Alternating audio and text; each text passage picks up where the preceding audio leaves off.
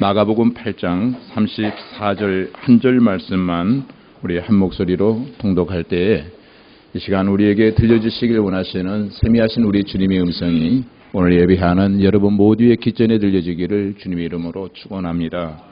시작. 무리와 제자들을 불러 이르시되 누구든지 나를 따라오려거든 자기를 부인하고 자기 십자가를 지고 나를 따를 것이니라. 아멘. 할렐루야. 우리 옆에 계신 분과 한번 인사하십시다. 참 좋아 보이십니다. 예, 정말이에요? 예, 다시 한번 인사합시다. 뒤에 계신 분하고도 참 좋아 보이세요. 예. 오늘 본문의 제목이 나를 따르라예요. 예수님이 제자들을 부르실 때 꼭 하신 말씀이 있습니다. 그 말씀이 뭘까요? 나를 따르라. 베드로와 그 형제 안드레를 부르실 때에도 나를 따르라.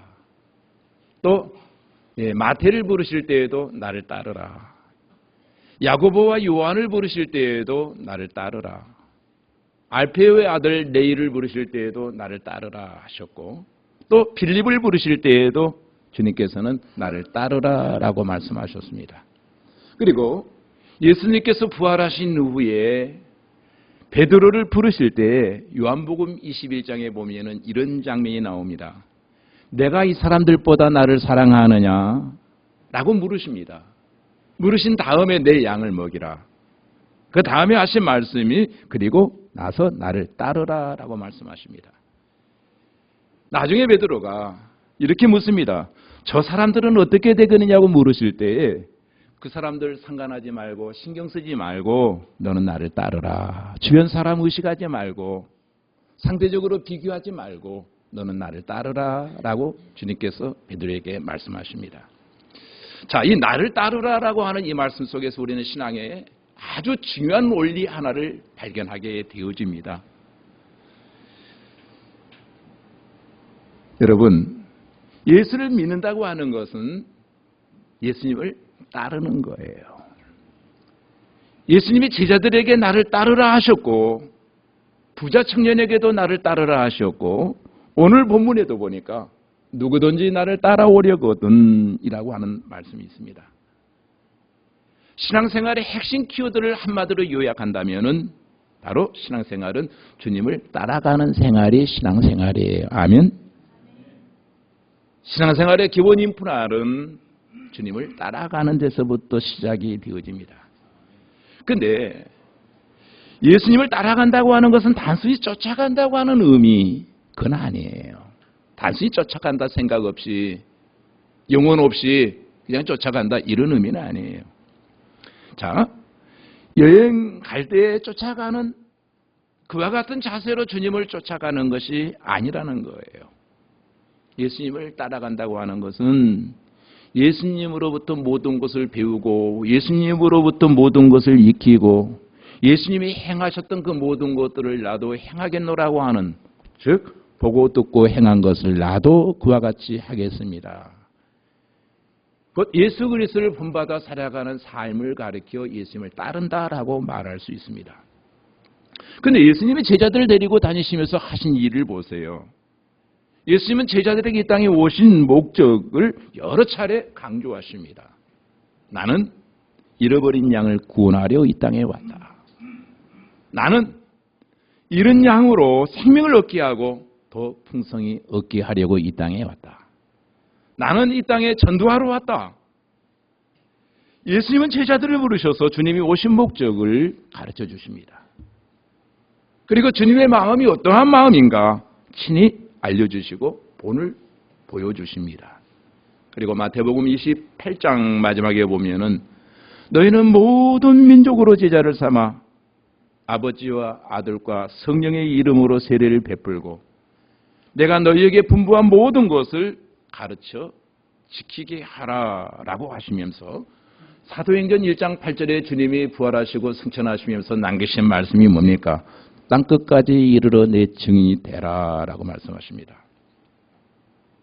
소위 말하면 나를 따르라 하면서 제자들을 부르신 목적과 이유가 뭐예요? 이와 같은 일을 행하게 하시려고 주님께서는 제자들을 부르셨다는 겁니다. 그렇다면 오늘 성경에서 주님을 따르는 사람들이 해야 할 일이 무엇인가? 다시 한번 본문을 제가 읽어드리겠습니다. 무리와 제자들을 불러 이르시되 누구든지 나를 따라오려거든 자기를 부인하고 자기 십자가를 지고 나를 따를 것이니라. 아멘. 이 본문에서 두 가지가 강조되어지고 있습니다. 첫째는 자기를 부인하라는 거예요. 그리고 두 번째는 자기 십자가를 지라는 겁니다. 오늘은 자기 부인이라고 하는 말씀에 초점을 맞추어서 생각해 보려고 합니다. 여러분, 내 안에 내가 있잖아요. 이 말씀 의미를 아시겠습니까?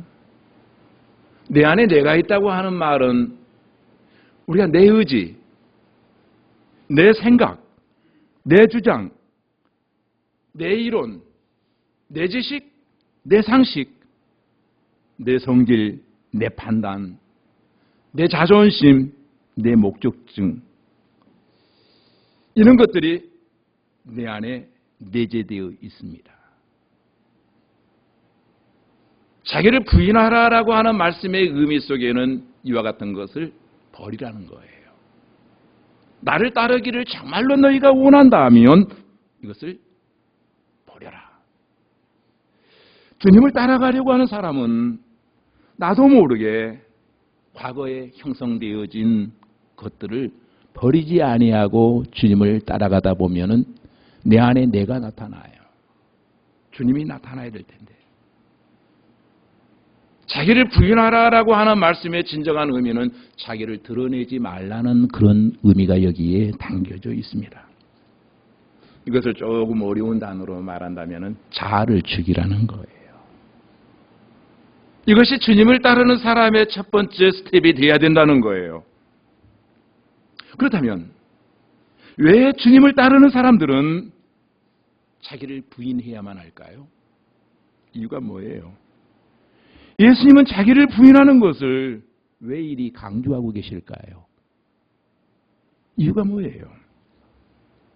내가 없어져야 하나님이 일하신다는 거예요. 요한복음 4장 12절에 보면은 나를 믿는 자는 내가 하는 일을 그도 할 것이요 또한 그보다 큰 일도 하리라는 말씀이 있습니다. 주님을 따르는 사람들은 우리의 주인 되신 그분이 하신 일을 할 뿐만 아니라 예수님보다 더 큰 일을 할 수 있는 능력이 예수 믿는 그 순간 우리에게 주어졌다는 거예요. 우리가 주님의 일을 하려고 하면은 주님의 일은 누구의 방식으로? 주님의 방식으로 해야 한다는 겁니다. 근데 주님이 내 안에 계시지 아니하시면은 믿는다 말하고 신앙이라 말하면서 자꾸 내 방법, 내 방식으로 하려고 해요. 그래서 제자들에게 진정 너희가 나를 따르기로 한다면 자기를 부인해야만 한다는 거예요. 어떤 사람이 이케아라고 하는 회사에 취직을 했습니다. 취직하는 날부터 그 사람은 누구의 방식으로 일을 해야 할까요? 여러분, 이케아라고 하는 회사의 나름의 운영 방침이 있습니다. 이케아식으로 신앙생활이 아니고 직장생활을 해야 하는 거예요. 새학기가 시작되었습니다. 새로운 스타일의 교수님을 만났습니다. 그런데 코딩 스타일로 공부를 계속하고 있다면 성적이 나올까요? 안 나올까요? 교수님이 원하시는 방식대로 공부를 해야 F를 맞지 아니하고 적어도 A를 맞지 않겠어요? 예수를 믿기 전에는 내가 주인이었어요. 내 방식으로 살았어요. 근데 예수님을 따르는 순간부터 예수님이 나의 주인이 되신 거예요. 그렇다면은 지금까지 종종까지는 내 방식대로 살았지만 이제는 주님께서 원하시는 방식으로 살아야 그것이 진정한 신앙생활이 되어집니다. 주님의 나라 일은 주님의 방식으로 해야 된다는 거예요. 신앙생활은 내 방식으로 하면은 신앙이 아니에요. 하나님이 원하시고 기뻐하시는 방식대로 저와 여러분은 신앙생활을 해야 한다는 거예요. 근데 주님의 일은 주님의 생각, 주님의 철학, 주님의 마음으로 해야 돼요. 내 생각, 내 의지, 내 성질, 내 철학, 내 방법, 내 경험, 내 자존심으로 주님의 일을 하게 되면은 그것은 주님의 이름을 내걸고 있지만 그것은 나의 일이 되어지고 말 겁니다. 목회를 하면서 느끼는 것이 하나 있습니다. 그게 뭔 줄 아세요? 내 생각대로 되는 것은 하나도 없더라는 거예요. 목회 경력이 20여 년이 넘다 보니까 웬만한 경험은 다 해봤어요. 어떤 분이 그러더군요. 나는 산전수전 공중전을 다 겪었기 때문에 웬만한 거에 시험 들지 아니한다고. 근데도 시험 들어요. 그래도 넘어져요. 많은 경험을 했습니다. 해볼 거 다 해보았습니다. 근데 안 되더라고요. 내 생각의 결론은 좌절이에요. 내 경력으로 하면은 절망이에요. 내 주장대로 하면 100% 실패입니다. 주님의 일은 주님의 방법으로 해야 할 줄로 믿습니다. 맥스웰 몰츠라고 하는 사람이 성공의 법칙이라고 하는 책을 써서 세계적으로 3천만 부 이상 팔렸다고 합니다. 성공 철학의 온전으로 알려졌다고 합니다. 근데 이 맥스웰 몰츠라고 하는 사람이 어떤 사람인가 하면은 원래 성형외과 의사예요. 아주 잘 나가는 성형외과 의사예요. 근데 이분이 성공의 법칙이라고 하는 책을 썼어요. 그 책 내용을 한 문장으로 요약한다면은 바로 이런 내용입니다. 사람은 나름 누구나 내면에 자아라고 하는 것을 가지고 있는데 모든 자아는 실패할 수밖에 없는 부정적인 자아를 가지고 있다는 거예요. 똑같은 것을 보아도 그것을 긍정적으로 말하지 않는다는 거예요. 이쁘네요. 이렇게 말하면 얼마나 상대방도 좋고 나도 좋겠어요. 그런데 많이 얼굴이 안 좋네요. 팍삭 가보이네요. 이렇게 말하기를 좋아하고 될 것 같은데도 된다는 소리 안 하고 꼭 안 될 것 같네요. 이런 언어들을 먼저 사용한다는 거예요. 맥스웰 몰츠가 말하는 애곡된 자아상들을 사람들은 가지고 살아가기 때문에 애곡된 자아를 가지고 있는 한 그 사람이 하는 일은 다 실패할 수밖에 없다는 거예요. 그래서 맥스웰 몰츠는 말합니다. 정말 당신이 성공하기를 원하는가? 그렇다면 성공적 자아로 바꿔라. 이미지를 바꿔라. 보는 것마다 좋게 말해보아라. 좋게 생각해보아라. 좋게 행동해보아라.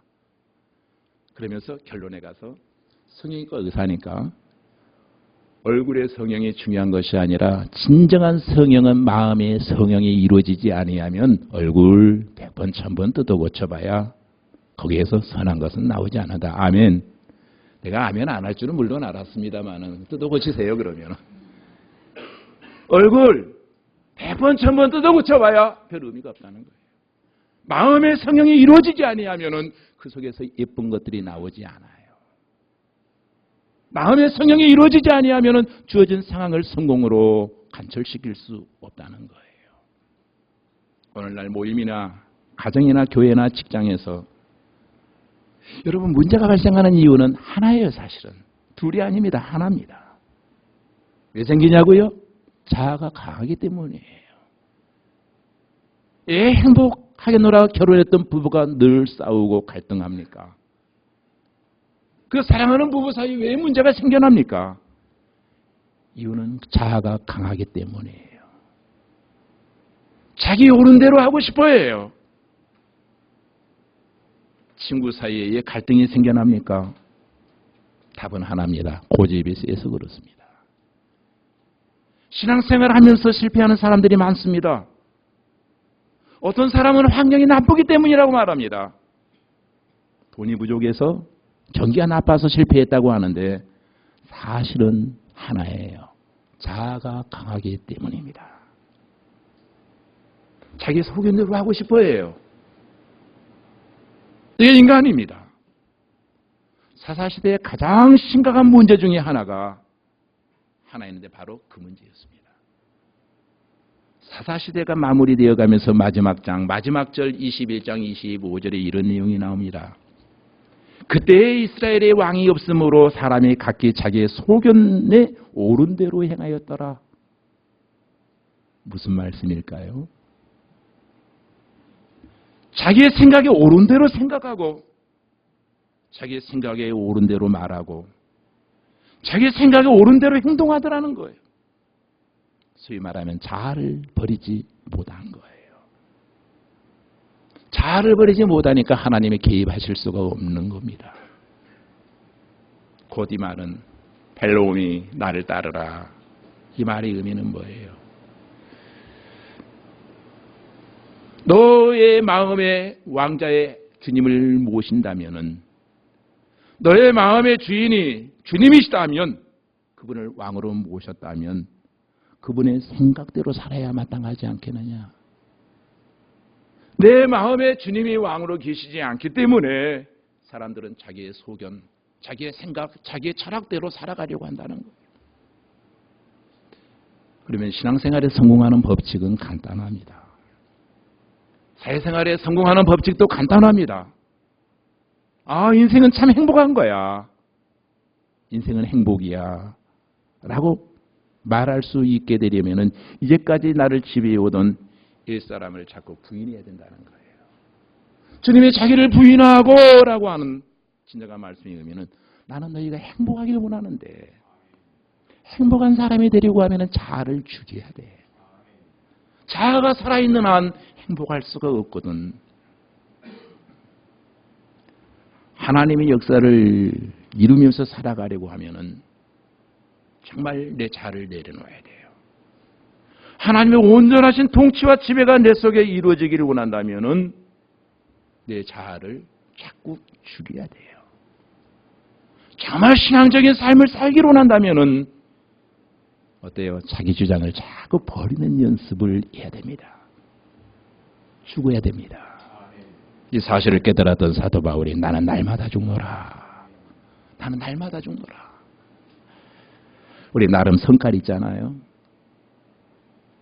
그리고 우리 자랑스럽게 말하잖아요. 나도 성깔 있는 여자야. 성깔 있는 남자야. 우리 성깔을 자랑하잖아요.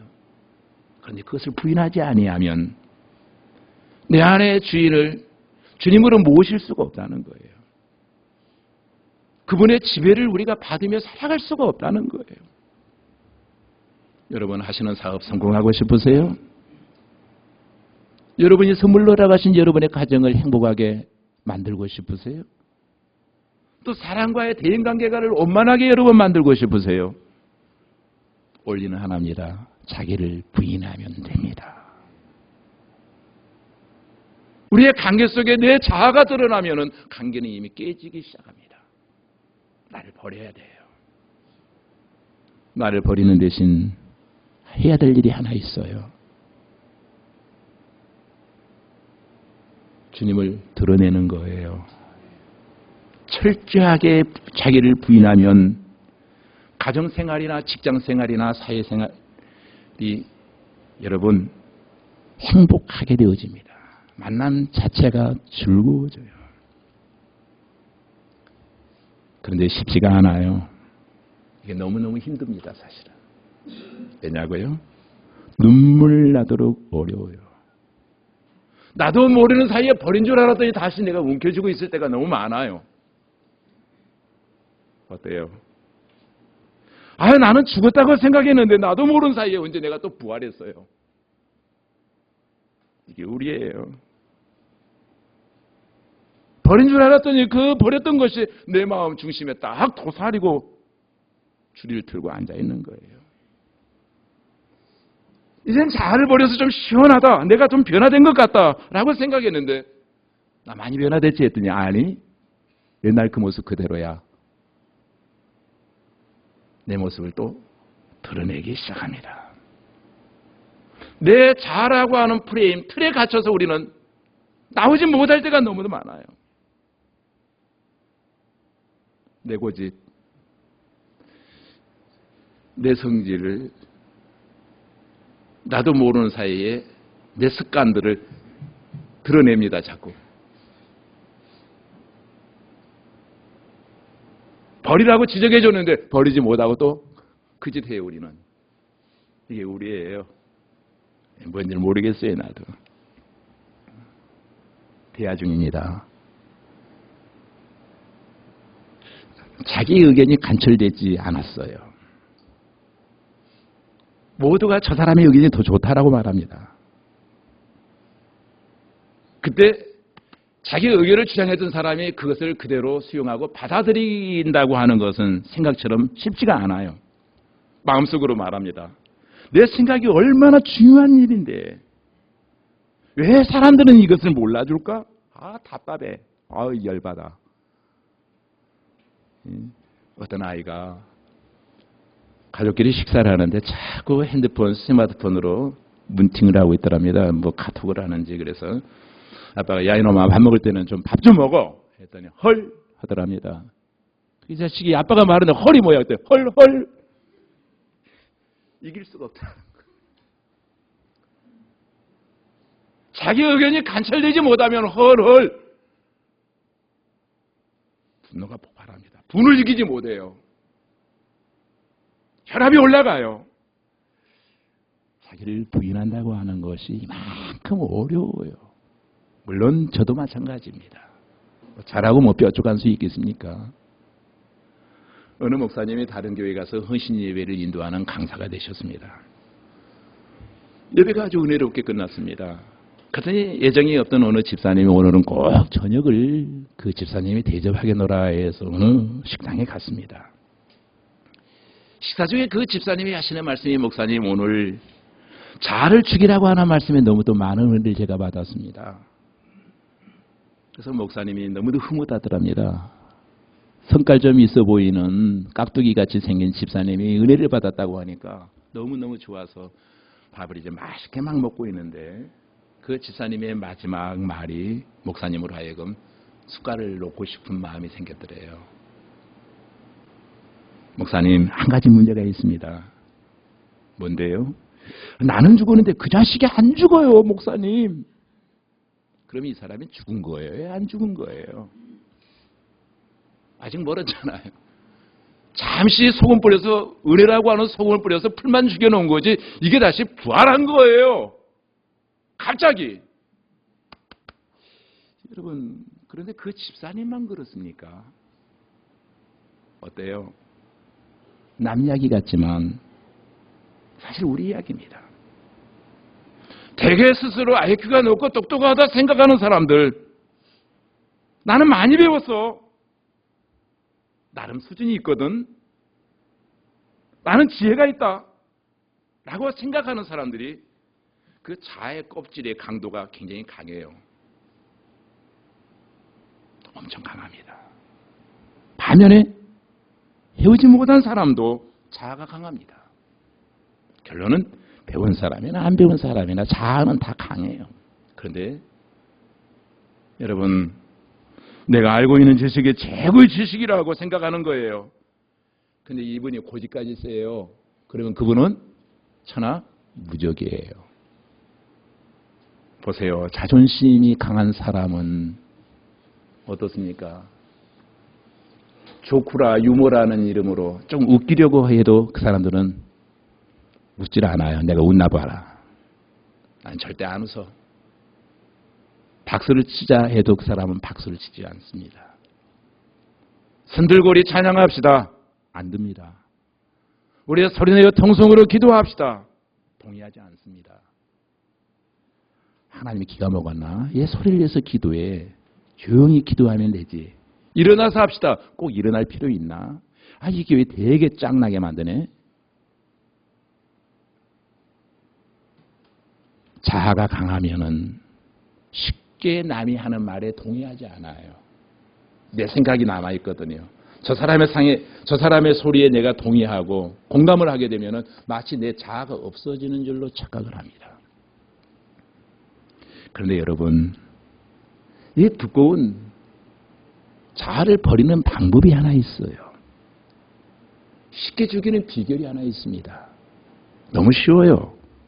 내 생각, 내 지식, 내 가치관, 내 성질, 내 혈기, 내 교만, 내 고집 쉽게 내려놓는 비결이 하나 있습니다. 은혜 받으면 됩니다. 은혜 받으면 내 성질이 버려집니다. 은혜 받으면 내 가치관이 달라지는 것을 내가 느낍니다. 은혜 받으면 더 이상 고집 부리지 않습니다. 은혜 받으면 자기 주장을 펼치지 않습니다. 은혜 받으면 사람이 부드러워져요. 새가 뜨거워지면 부드러워져서 호미도 만들고 낫도 만들게 되는 것처럼 은혜 받으면 마음이 뜨거워지고 부드러워져서 지난날의 내 성질도 버리고 내 고집도 버리게 되고 내 자존심도 그렇게 내세우지 않아요. 나는 자존심이 없는 사람이야. 난 자존심도 없어. 이렇게 살아요. 근데 은혜 받지 못하면 자기 고집, 이걸 끝까지 내 고집대로 하려고 해요. 내 성깔대로 하려고 해요. 내 방법대로만 하려고 해요. 근데 신기합니다. 은혜 받으면 전에는 자꾸 남의 허물이 보여요. 은혜 받고 나니까 내 허물이 보이는 거예요. 내 허물이. 이게 은혜의 진정한 의미예요. 은혜 받기 전에는 다른 사람의 눈에 티가 보였어요. 여러분, 내 눈 속에 있는 들보를 보지 못했어요. 근데 어느 날 은혜 받고 나니까 다른 사람의 들보도 보이지 아니하고 내 눈 안에 있는 티가 보이는 거예요. 은혜를 받고 나면은 중요한 것은 자기 내면의 세계를 바라볼 수 있는 영안이 열려지기 시작해요. 내면을 바라볼 수 있어요.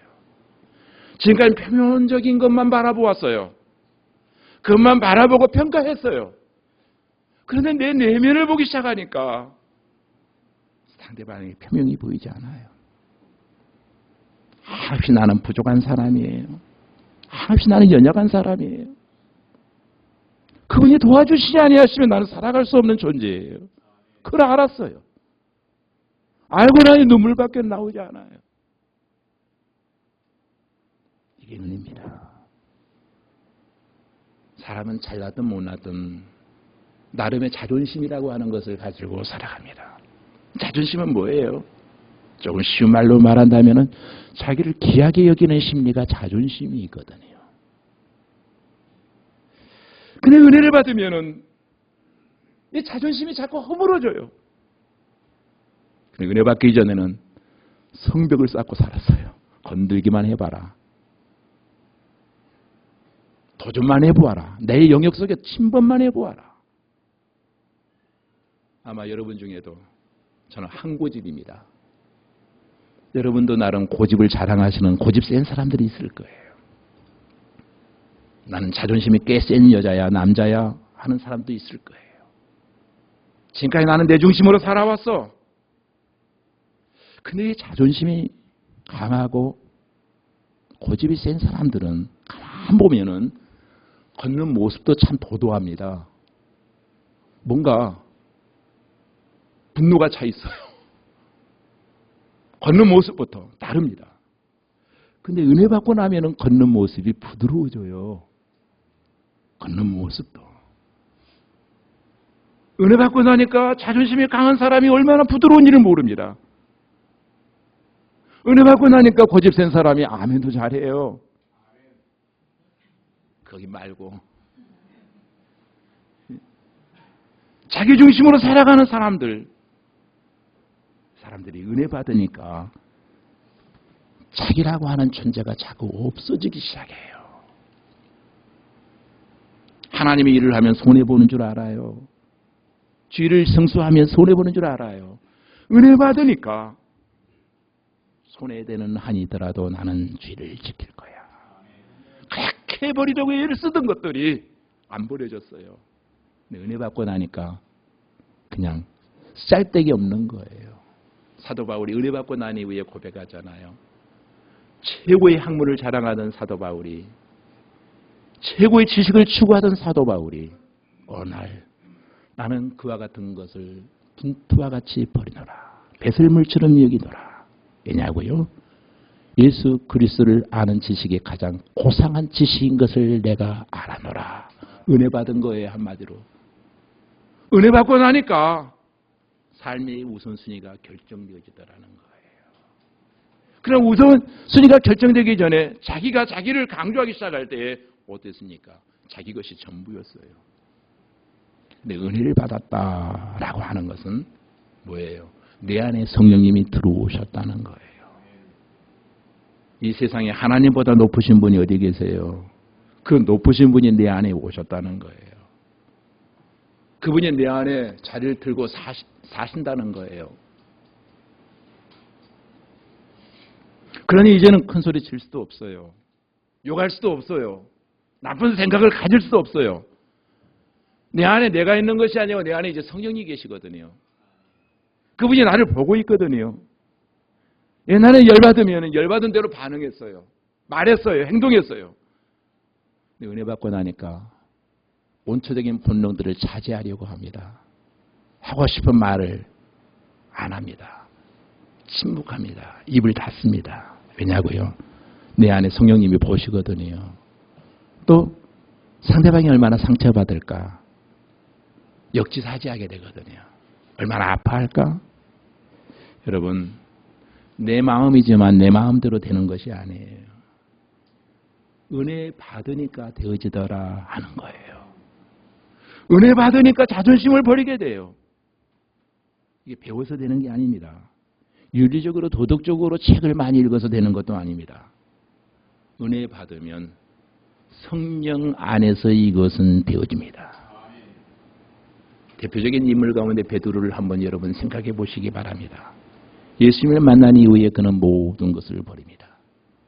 누가복음 5장 11절 말씀에 보면은 그들이 베드로를 육지에 대고 모든 것을 버려두고 예수를 따르니라. 베드로가 예수님의 말씀에 순종함으로 말미암아 2배에 가득 채워지는 만선의 기쁨을 누렸습니다. 이것은 물질적으로 계산한다면 엄청난 이득이에요. 소득이 엄청 증대된 거예요. 그런데 예수님을 따르기 위해서 그 모든 무력을 다 버리고 그는 따랐다는 거예요. 그런데 주님이 십자가에 못 박힐 때 베드로가 주님을 부인합니다. 실망하고 낙심해서 고향으로 고기 잡으러 돌아갑니다. 그러나 오순절날 성령이 임하셨을 때 그가 은혜 충만함을 덧입습니다. 은혜 받고 나니까 자기 생각, 자기 경험을 완전히 버리고 자기 목숨을 내어놓고 복음을 증거하기 시작합니다. 여러분, 자아를 버리는 것은 훈련한다고, 수도한다고, 수양을 쌓는다고 되어지는 것이 아니에요. 연수로 되어지는 것도 아니에요. 은혜 받아야 됩니다. 은혜 받으면 가능해질 줄로 믿습니다. 그래서 우리는 끊임없이 예배를 통해서 은혜를 사모해야 되고 은혜를 받아야 될 이유가 바로 여기에 있는 겁니다. 주님은 우리에게 은혜를 주시기 위해서 모든 것을 다 내어주셨습니다. 마태복음 20장 28절에 보면은 인자가 온 곳은 자기 목숨을 많은 사람들에게 대속물로 주려 함이니라 라고 말합니다. 사도 바울은 빌립보서 2장 8절에 이렇게 말합니다. 자기를 낮추시고 죽기까지 복종하셨으니 그 십자가에 죽으심이라. 주님이 내 안에 오시면 내 안에 내가 없어져요. 주님이 나를 주장하기 시작합니다. 그때 내 성질이 없어집니다. 제일 먼저 나타나는 표적이 가치관의 변화예요. 주님을 모시고 한 주일 동안도 승리하는 저와 여러분들이 되시기를, 은혜 충만한 그리스도인의 삶이 되시기를 주님의 이름으로 축원합니다. 기도하시겠습니다. 하나님 아버지, 우리에게 많은 문제가 생겨나는데 알고 보았더니 그 문제가 내 자아 때문이었습니다. 고집 때문에 인생을 어렵게 만들었습니다. 하나님, 은혜 받을 때에 자아를 버리고 승리할 수가 있다고 하는 사실을 깨달았사오니 주여 이 시간 우리 모두에게 사모하는 은혜를 허락하여 주시옵소서. 오늘 주신 말씀을 통해서 생명의 복음이 싹트게 하시고 주님의 마음이 자라게 하여 주시옵소서. 예수님 이름으로 기도하옵나이다. 아멘.